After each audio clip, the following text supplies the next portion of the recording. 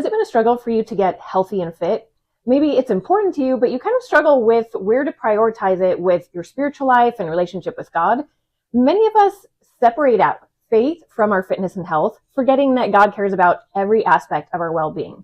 So how do you combine your faith with your health and wellness goals? In this video, I'm going to give you 5 tips to help you bring God into your health journey to make it more meaningful and make success possible. Welcome to my channel. I'm Holly of Renewal Fitness and Nutrition Coaching. I'm a registered dietitian and personal trainer, and I specialize in gut health, endurance sports nutrition, and faith-based weight loss and wellness coaching for women. I want to share with you in this video some tips that helped me in my own weight loss journey, where I brought God into it to make it so much more meaningful and powerful and allowed me to actually find that long-lasting success. So tip number 1 is pray first. Many of us forget this. There is so much information out there on the internet, on social media, from friends and family, that it doesn't really feel like we need to seek God when it comes to things like weight loss or getting healthy. But so much of this information is conflicting, it's overwhelming, there's so much of it out there, and a lot of people struggle to sort through all of the different information to even know where to start. So instead of listening to all of the voices, tune out the noise, stop scrolling, and take some time to sit with God and ask Him what He wants for you, how He wants you to approach your health, your wellness, whatever your goals are. Ask Him what He wants you to eat, who He may want you to work with, if there's a professional He wants you to work with, what friend you might want to connect with to go through this journey together, if there's foods that you particularly need to help heal and restore your body. God has all of the answers and all of the wisdom. So take a moment, sit down with a journal, and pray and ask God these specific questions. Then take a moment, pause, and just listen. Be in the stillness and try to tune into that still small voice that God often speaks to us through. Along with prayer, scripture should always be at the forefront of our minds and our days. So take some time to go through the Bible and find scripture that can encourage you in this wellness journey. One of my personal favorites is in 1 Corinthians 9, and it says, "Do you not know that in a race all the runners run, but only one gets the prize? Therefore, I do not run like someone running aimlessly. I do not fight like a boxer beating the air. No, I strike a blow to my body and make it my slave, so that after I have preached to others, I myself will not be disqualified for the prize." These are the types of verses that I love when I'm literally running, and I try to keep those in my mind, knowing that when I'm running, I can use it as a metaphor for the rest of my life. And if I can push myself in my exercise, it helps me to learn how to push myself in my spiritual life and to run as someone who is running for the prize with eternity in mind. But you might want a different type of scripture, something like, "Therefore, there is now no condemnation for those who are in Christ Jesus." These types of verses can help remind us to have grace with ourselves, not to beat ourselves up when maybe we don't look the way we want to, or our workout routine didn't go the way we want to, or we didn't eat quite perfectly, to remind ourselves to have grace and to pick ourselves back up when we make mistakes or things aren't going as smoothly as we want, and to remember that God is with us and for us and will walk through this process alongside us. So write down any of these verses that are particularly encouraging and motivating to you and help you to stay disciplined. Jot them down on little cards where you can put them in your car or on your refrigerator or wherever you'll see them a lot. Or maybe you want to make them a screensaver on your phone or your computer. Keep them where you will see them often so you can be reminded of them and get that scripture into your mind and heart. The third tip I have for you is to listen to God-filled content when you are exercising or cooking. Bring God into it by listening to Christian music, worship music, sermons, or Christian podcasts. This helps to keep our mind focused on God and on what matters. What we put into our mind has a big impact on the way that we think about our bodies, about God, about others.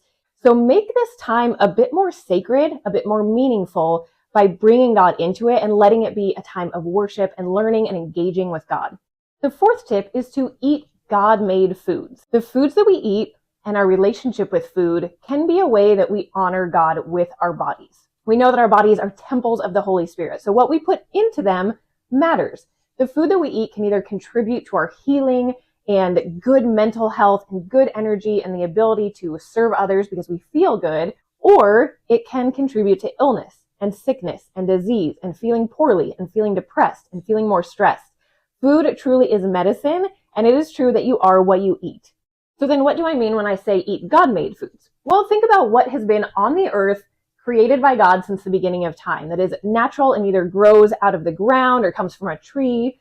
So fruits, vegetables, whole grains, olives and olive oil, things like avocados, nuts and seeds, fish, eggs, and different animal products. These are the healthier, more natural, life-giving foods that contribute to healing, keeping you healthy, and being able to manage a healthy weight. Additionally, your relationship with food is something to look at. Some of us just eat food as fuel, and it's a pretty simple process. It's not particularly spiritual. But for others of us, there's a struggle with food. In the church, quite often we talk about addictions to alcohol or to pornography or to all these different sins, but we really don't talk about gluttony. We don't talk about overeating and using food as a coping mechanism, or using food or looking to food like an idol, treating it of such great importance and using it to fill voids in our life or tough emotions in our life. So if that's you, I encourage you to explore that relationship with food and to ask God to enter into that and to help you overcome any struggles that you have with it. I've been there, I've done this, and I have overcome through God's power. It is possible. The last tip is to have faith in God and in the process.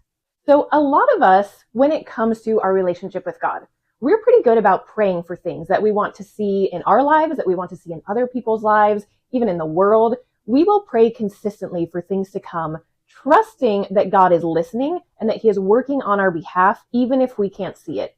Sometimes we pray for years before we see an answer to that prayer, but we try our best to remain faithful even when it's hard, and it requires patience, and it's a long process. However, a lot of us, when it comes to losing weight or trying to get more fit or improve our health, if we don't see change immediately, we give up. If we go 2, 3, 4 weeks of doing a new workout plan or a new diet plan and we don't see a big weight change on the scale, or we're not feeling incredibly better, we tend to just give up and go back to whatever we were doing, thinking that it doesn't work or we don't have what it takes. But think of your health and fitness journey much like your relationship with God and your faith in God.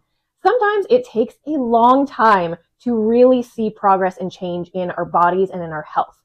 Social media and TV will often have you think otherwise, that it's just a quick fix, 4 to 6 weeks, and you can have the body you've dreamed of. But in reality, that rarely happens. It's typically quite a slow process, but usually those slower processes are the ones that you can sustain over time. So keep in mind that your workouts and your diet, the ways that you're eating and trying to take care of yourself, may take time, just like it takes time to pray and see God respond to certain prayers. So have faith in the process. Your body is changing even if you can't see it. When you start taking care of your body and feeding your body better foods, you may start to have improved blood pressure, improved cholesterol, better brain function, improved blood sugar levels. You may feel more energetic, a little bit more vibrant, able to sleep better. Your stress may be reduced. But sometimes we overlook these things. So things are changing inside your body, even if you can't see it on the outside. So remember that this is much like faith. You have to walk by faith and not by sight, trusting that what you are doing is working and you will see a change, you will see results if you remain faithful. And don't ever forget to continue to ask God, seek Him to help you. This can be tough. I know I've been there, I've gone through it, and I've helped so many other people go through health and wellness journeys to feel better and improve their lives. It's not always easy. So ask God to give you the strength, ask Him for perseverance, ask Him to help you overcome temptations and addictions, or to work out when you feel like being lazy. Take these things to God. It's not just on you to figure out. And if you need extra help, seek an accountability partner. Reach out to a fitness coach, a wellness coach, a registered dietitian who can come alongside you, pray with you, share this journey with you, and walk alongside you to give you guidance and support and insight when maybe you're not sure how to take the next step. And this is one of my favorite things to do for other women, is to walk through these difficult journeys with them to make it a bit easier. So if you would like help with this or want to learn more, you can use the link below to contact me and to book a free consultation to learn more about what I do and how we might be able to work together. And if you need something just really practical to get you going to start on this process while you're feeling motivated, I have a free download on my website. It's a 7-day mini devotional of sorts that is focusing on health and wellness, but from a faith-based perspective, giving you scripture, thoughts, and encouragement for the day. Something simple, bite-sized that you can work on for that day as you continue to seek God and find support for your goals. So thank you for watching. I hope this video was helpful to you. If it was, please give it a like and subscribe and share it with someone else that you think might benefit from this as well. And until the next video, blessings on your health and fitness journey.